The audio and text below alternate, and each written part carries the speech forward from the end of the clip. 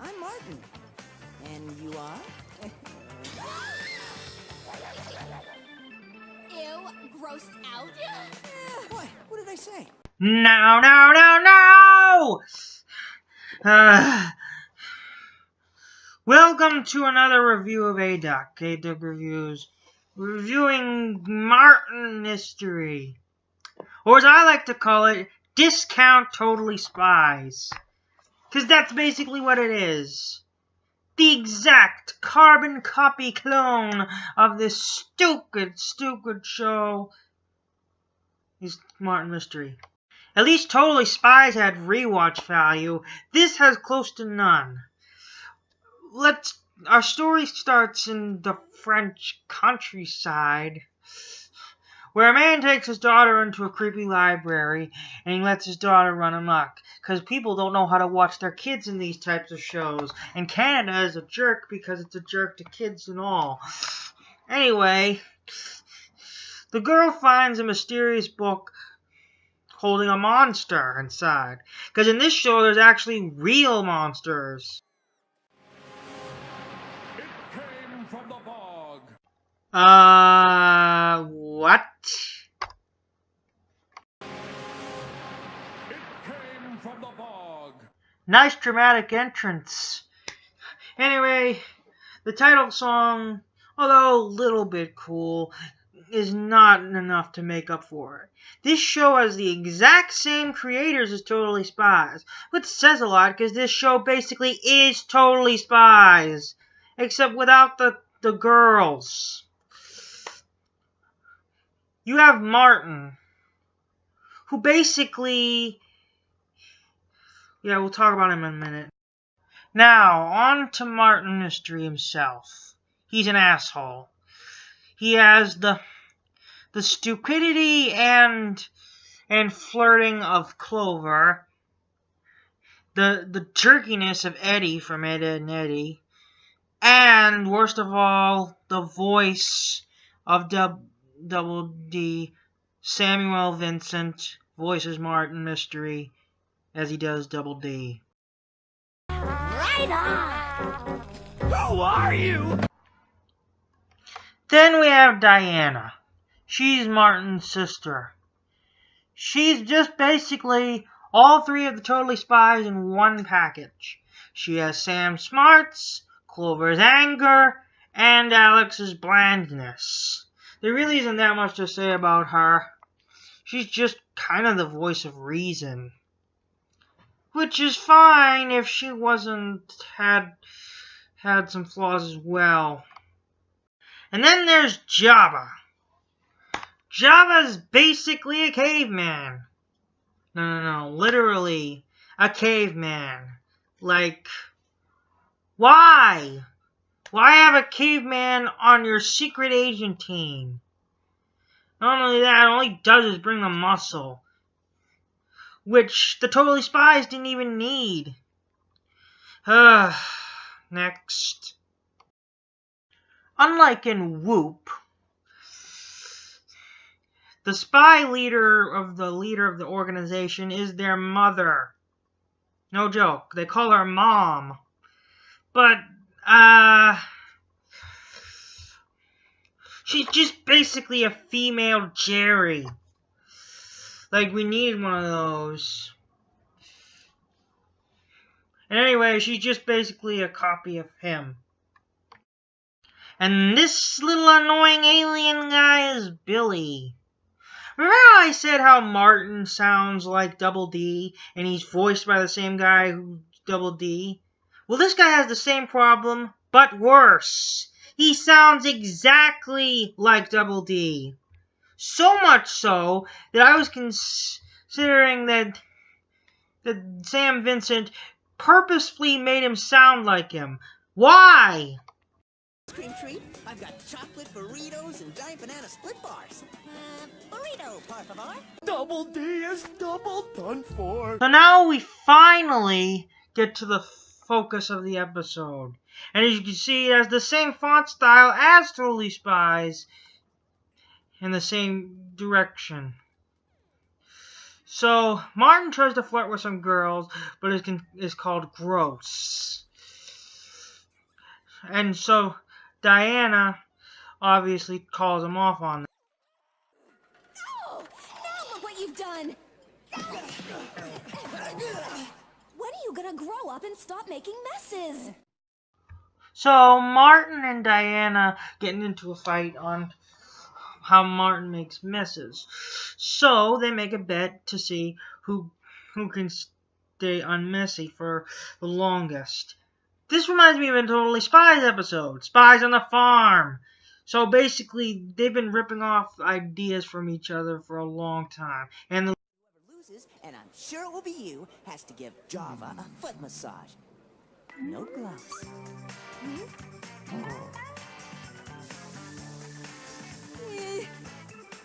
Deal. Oh no. so Martin, Diana, and Jabba are called in for a mission by Martin's U-Watch.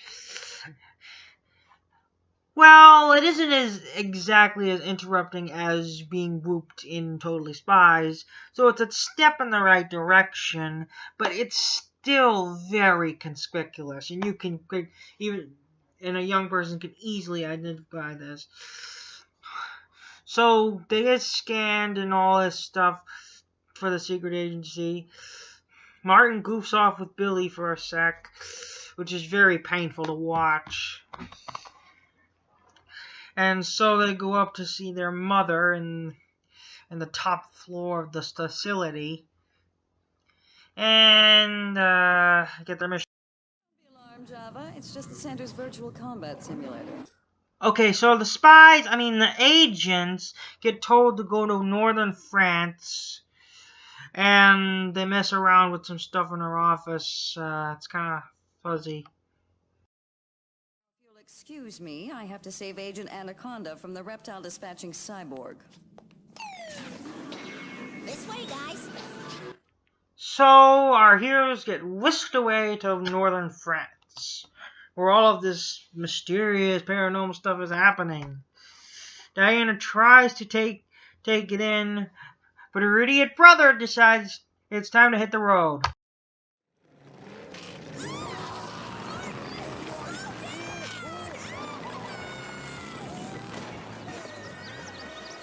Hey, Alex did the bad driving stereotype better than you did.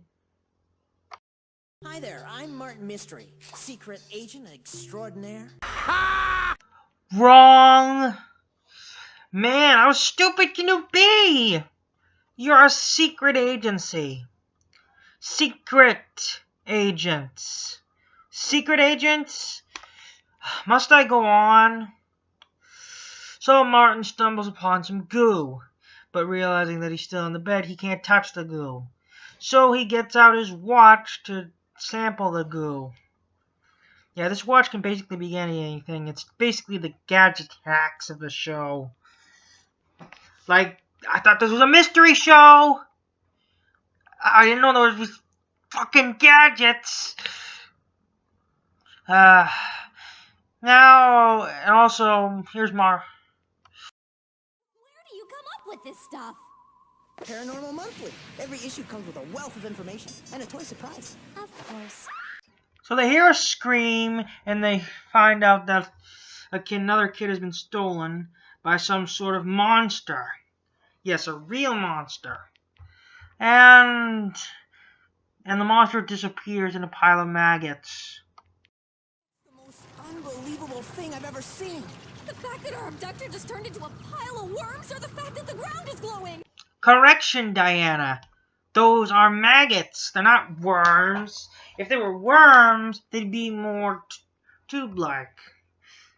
If you know what I mean. Okay, no sex joke. So the the agents, find the book. It tells us a little bit more about this monster. Apparently, he's the boogeyman. Really? The boogeyman? That's the best you can come up with? The boogeyman.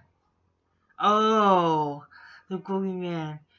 And he kidnaps the kids and takes them to his realm. So Martin gets his watch and researches more about this guy, and he only comes after naughty kids. And so Martin is going to come up with an ingenious plan. Now, here we go. So what, you may ask, is Martin Mystery's brilliant plan to stop the boogeyman? We get them to behave badly and draw the monster right to them. That's your plan? Martin Mystery, that's the worst idea you've ever had. I agree. This is why you don't let the idiot one lead. At least they never let Clover lead. Oh wait, there are some episodes where Clover's alone. Who's up for jumping on their beds? Me! Well then, get to it! I have several questions. So then we get a good minute of nothing happening. Yeah, I'm not even joking. It's just Martin being a douchebag and telling these kids to act up. Well, it's not really a minute. It's more like 45 seconds, but you know what I'm saying. And then we get to see the monster, finally.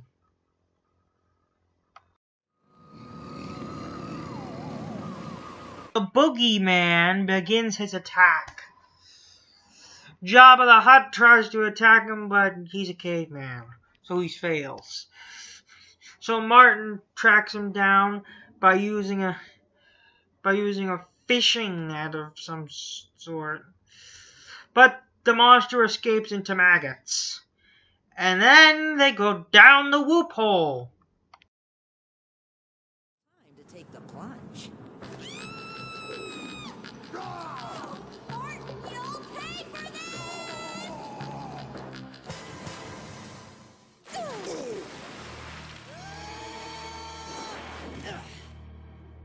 Hey, look! I managed to stay completely clean. You dense little... Oh, never mind. So Martin, Diana, and Jabba find themselves in the boogeyman's realm. And so they go on a search for the missing kids. But then they get stuck in some bog and fog. And the boogeyman lures them into a trap.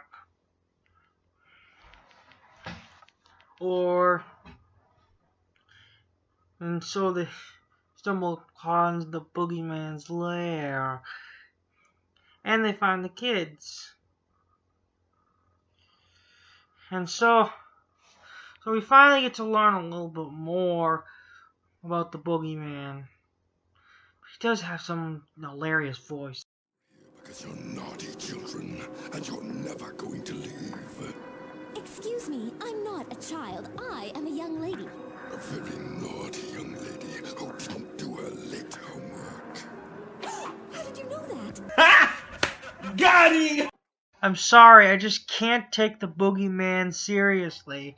He sounds so comedically dark. And now Martin, Diana, and Jabba are about to be suffocated by a bunch of worms. And so Martin used everyone else's as a step stool in order to reach the portal. But Martin, I don't think that's how portal physics work. Screw it. They get through the portal and back into France and bring the kids to safety. But the boogeyman is already there. So now it's time for Martin and his friends to take him down. Let's see how you deal with this, swamp freak!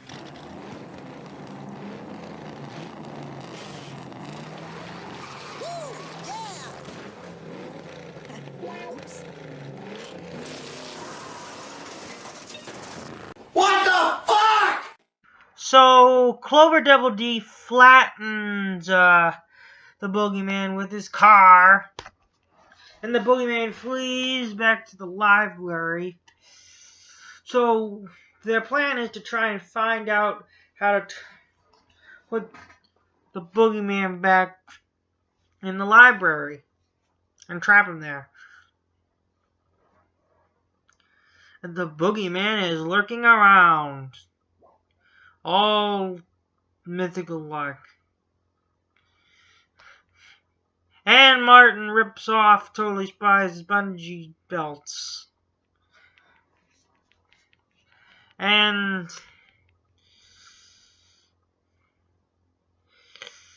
so the battle is still on. And then they realize they can just put the boogeyman back in his book. And so Mark uses the Force to put the boogeyman back in his book. And then the simple thing they have to do is lock up the book. And then the boogeyman is gone. So their mother, woman Jerry, congratulates the spies, agents on a job well done. And Martin claims all the victory for himself, like a selfish asshole that he is. And this ends with the most slap in the face notes you can think of. Hey, look. It wasn't a stain after all. It's a piece of paper from the library. Looks like I'm really clean and you're really massaging Java's feet. Maybe you could take a rain check? Java, what now? Ugh. A deal's a deal, Di. Get massaging.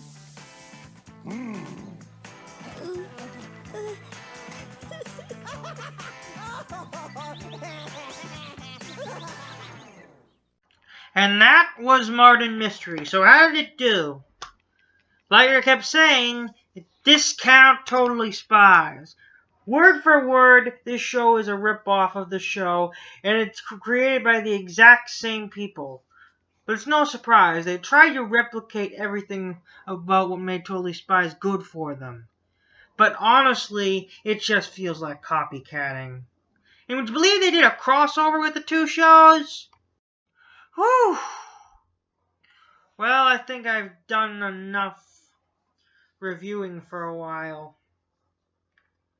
Even if you can call Martin Mystery a show, basically doesn't even have any natural hook.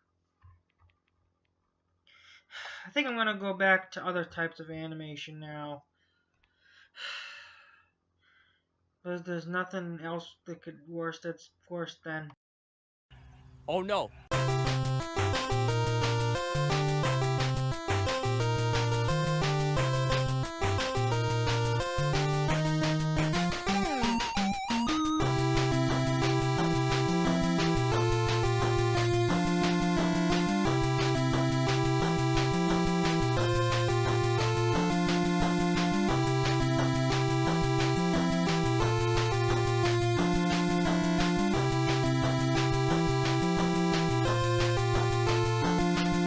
Double D is double done for.